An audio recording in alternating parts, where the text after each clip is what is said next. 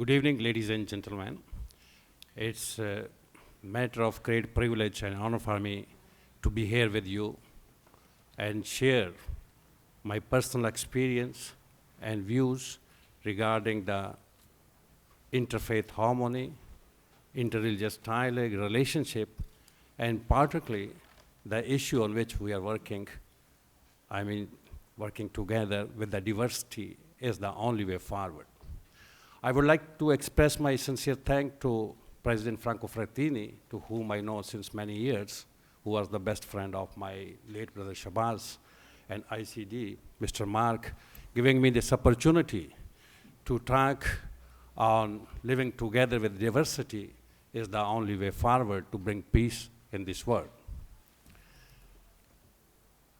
After assassination of my brother Shabazz in 2011, I was having my practice in Treviso, one of the hospital, where I was involved in my professional practice, and I was used to live in Italy, and actually I was enjoying the professional relationship and society here.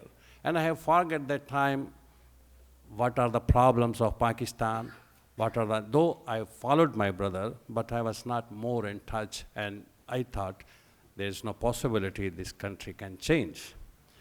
But after his assassination, when I went back to Pakistan, my idea was to bring all my family members from Pakistan and say goodbye to this country where there is no hope of change, where there is no possibility living together with diversity.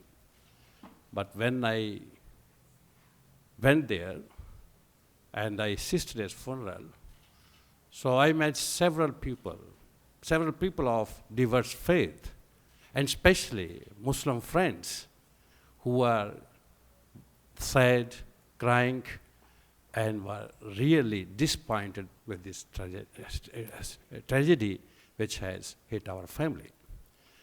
So that time I was asked if I can continue his mission and vision in Pakistan to promote interfaith dialogue and relationship in the Pakistan. I was offered the Ministry of Minorities Affairs, which was Ministry of my late brother Shabazz. So I think that was the decision made by God, and I accepted it. Though in the beginning, it was not my intention at all to follow this path of my brother. So since then, I am working in Pakistan. I was minister for 3 years almost. Afterward, after the change of the government, another party, I am still in Pakistan.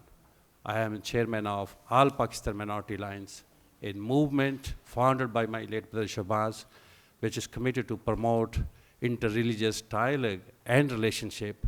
Not only dialogue and relationship in sense of talking about the common values, but finding those reasons, root causes of the problem which are killing so many persons.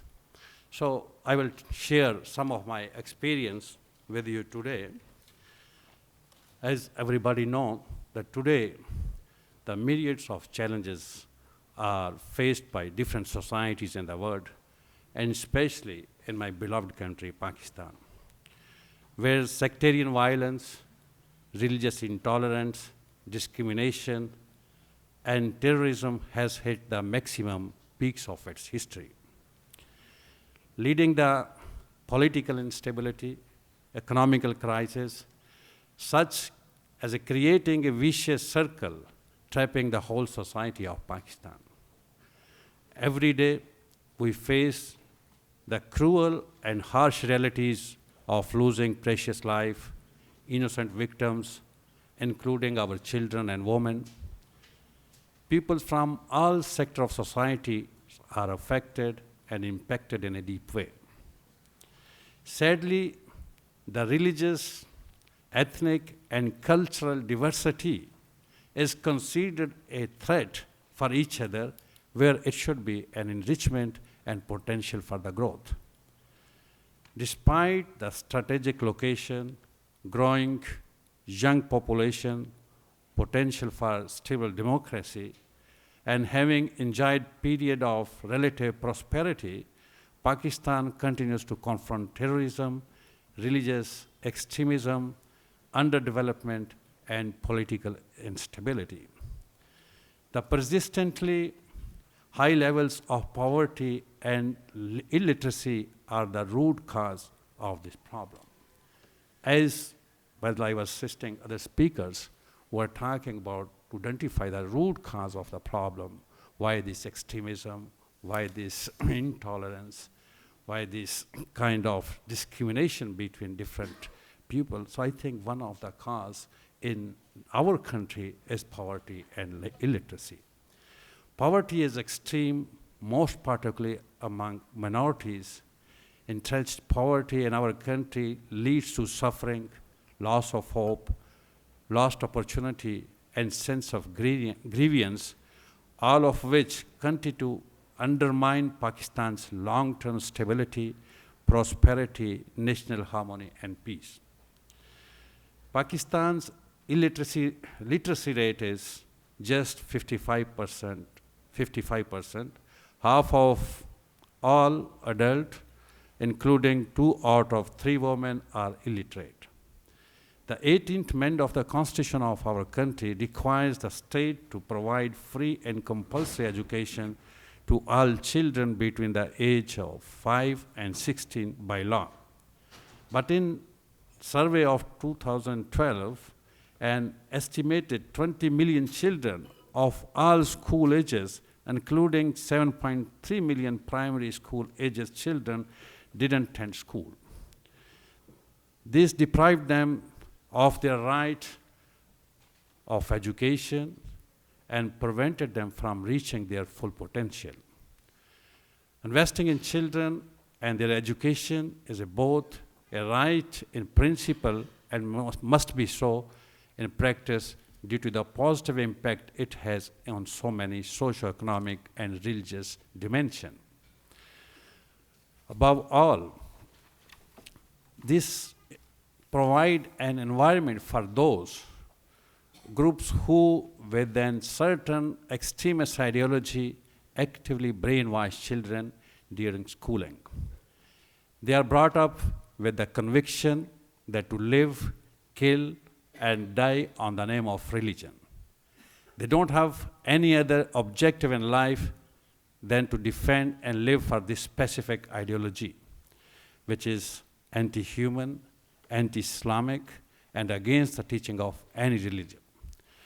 Furthermore, it is against the basic human rights of children. Religious minorities make up almost 5% of the total population. It is often said that minority groups are growing in number. And this fear potentially triggers aggressive reaction from those who view them as a threat. So discrimination with act of violence can be seen with several sectors of life. It certainly affects the marginalized, oppressed, and those least influential who can't retaliate. Real acts of violence and discriminations are inspired by extremist ideology. It's particularly concerning result of such discrimination against oppressed and marginalized is decreased access to justice for poor. This is beyond the more potential fault in the system.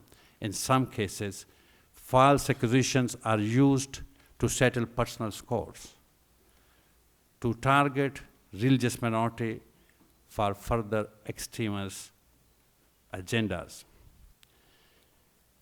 It has frightened the whole community of Pakistan. Every single person is impacted, and this affects our way of life, leaving us on several occasions powerless. Behind such cruel reality, there are complex phenomena which clearly need to be identified and addressed. This is part of work that we are determined to carry on. It is the legacy that I am passed on from my younger brother Shahbaz. I am convinced that only way to bring peace in this world is living together with diversity, where diversity should be considered a gift, an opportunity, and potential for the society, not a threat as it is now in many societies. It's very clear to all of us that no religion actually advocates hatred, violence, and discrimination, and all strongly condemn killing in the name of religion. And yet, most of time, religion is hijacked, misused to attack, divide, as well as create hatred and fear among people of diverse faith. We believe that power of dialogue and relationship can bring revolutionary changes. We believe that the education is a key with the potential to transform long-term future of people. It empowers people to lift themselves and out of poverty. Children who are able to enjoy the benefit of quality education also have every opportunity to engage in meaningful employment, which in turn impact on the economic growth of the society.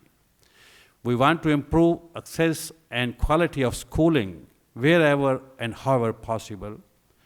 The alternative is disparities in education influenced by multiple factors such as wealth, gender, ethnicity, geographic location, low early learning opportunities, and generally low quality of learning.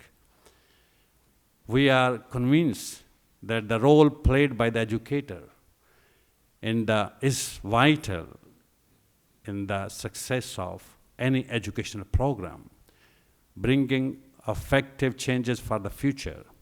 How and what is taught, including the hidden curriculum of which is modeled through not deliberately taught, deeply influence whether children appreciate and respect ethnic and religious diversity, or view their minority fellow negatively as valueless islands in their own country. We know that if instilled early in life, these negative attitudes resist change and contribute to the disintegration of the social fabric of the communities, to discrimination, and finally to the sectarian violence. Tackling poverty and building a stable, prosperous, and democratic society will not only help millions of affected people in our country, but will also improve stability and peace in the world.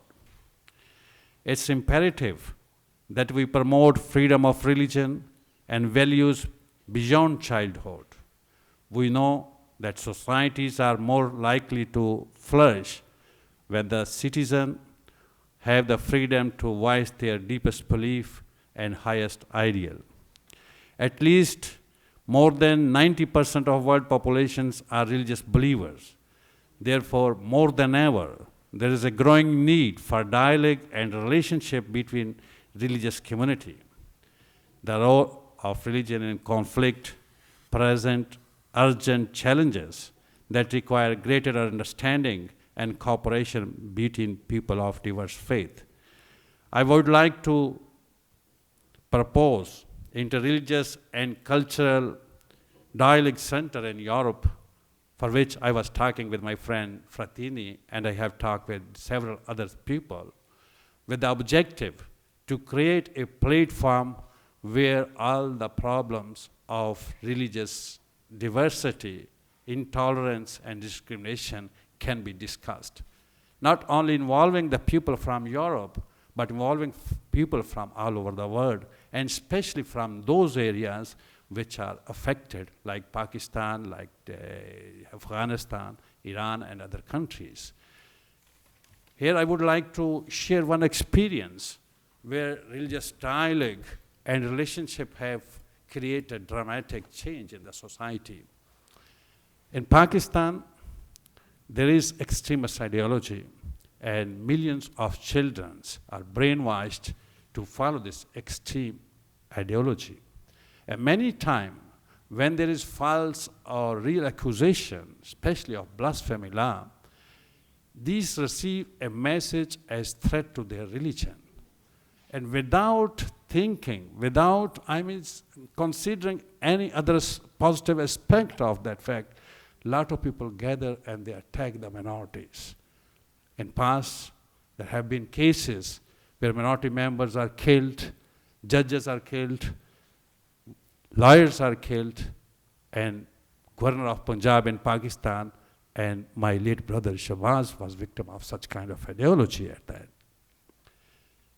1 year ago, with the same objective, with a malicious attention against the minority community, one 12-year girl was accused of blasphemy. And it was false accusation at all.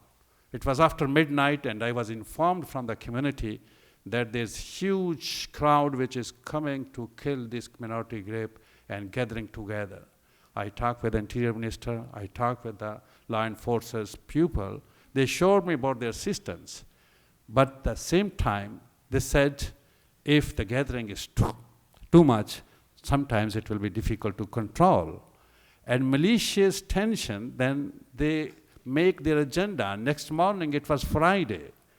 And they were trying to announce in all the mosques that this girl has done blasphemy, and we have to take this community. And people were ready. And the forces were afraid of that, because if there are hundreds of mosques and where this announced and the followers, they come and take this community.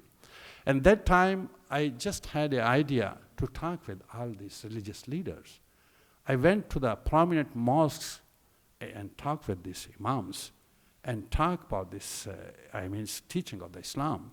And they didn't know anything what was happening. They were just communicated this message that one girl has done blasphemy and she should be punished. But unexpectedly, it was my last effort, but unexpectedly, these imams stood with me. And they saved this girl. And they realized that this was the teaching of Islam. At the end, it was first time in the history that the Muslim community discovered and made free this girl from this prison, and the person who falsely accused, he was brought in a prison.